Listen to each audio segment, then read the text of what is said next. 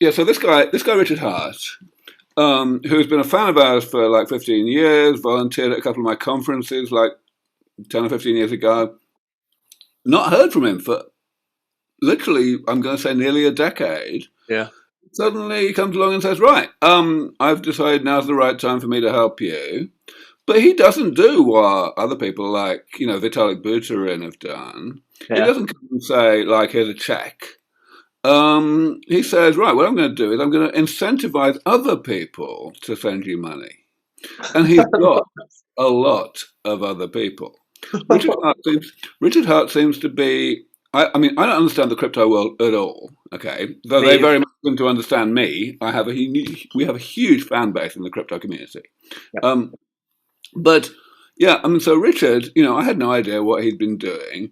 He seems to be a rather polarizing figure. There seem to be people who really disapprove of him, but honestly, I don't quite care right now because because he's done this enormous thing for us. And actually, to be perfectly honest, I'm not even sure that the disapproval is all that deep because I wrote to Vitalik Buterin, the guy who created Ethereum and who has been a huge supporter of ours for a few years now, and told him what was going on.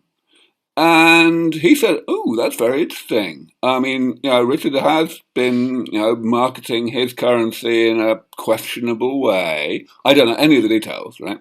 But this, I mean, his words were, this definitely improves my opinion of Richard. And if it's good enough for Vitalik, it's good enough for anybody, right? So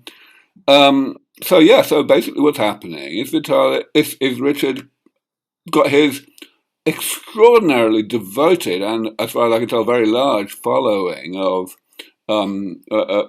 crypto enthusiasts to give us money in return for a kind of quasi promise. It's not a contractual promise because if it were, then immortal. yeah, I mean, the important thing is actually it's not contractual, so that's actually quite important because if it were, that would impact the tax benefits. Mm-hmm.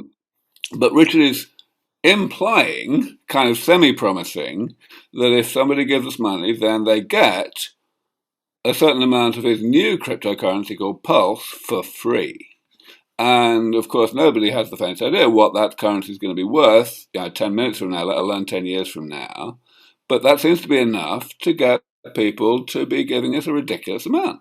It's like, and the thing is the way it's been arranged is really good because it directly, connects us with this whole new community. Literally 99% or more of the people who are donating to us through this, what he's calling the airdrop, are new donors who've never been in our circle before, right? So this means we have, and some of them are, a huge proportion of these people are donating really respectable amounts. The top donor gave us literally $10 million. But we've had a couple of 7-digit, at least half a dozen 6-digit, dozens and dozens of 5-digit donations. It's like we must have crossed 25 million at this point, and we're only 5 days in. Because when I read this, I read it yesterday because obviously you had to change the podcast time. And when I read that, I was like, "What? Like, what is going on?" And so your mind would just be like, "What do I even do at the moment?" Well, of course, the main thing is right now is, the way that this thing has been arranged is that we do a lot of the work. We at SENS, we connect with the donors, we verify the donations because, of course, a crypto transaction is anonymous. And so in order for it to be identified with a particular person, there has to be some parallel step that verifies it. So we're doing all of that. And the result is, we're just getting no sleep at all. The heroism of the team that I have working for me, and I'm not getting much sleep, but there's 3 people who are really the point people for this. It would be more. It would be the entire team, except that there's a lot of technical trickiness in it, a big learning curve. So these 3 people are just getting no sleep. And, it's like I mean, my team. You know, one thing that the thing I would say that I am the most proud of what I've achieved over the past 20 years is nucleating such an extraordinarily committed band of crusaders. And I've always known and been immensely proud of that. But what I'm seeing from my team right now, it just beggars belief how dedicated they are. Well, good on you. You guys are just, it's deserved, you guys are trying really hard. You've been doing phenomenal work in general, and you've cultivated, obviously, the team yourself, and they look up to you and you look up to them, and you're working really well together, and yeah, massive respect for that. I'm sure you could be so proud.